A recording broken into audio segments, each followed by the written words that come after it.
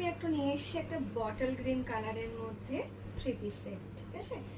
এটা যাচ্ছে অর্গানজা ওড়নাটা, ডিজিটাল প্রিন্টের মধ্যে, দেখে নাও খুব সুন্দর ওড়নাটা।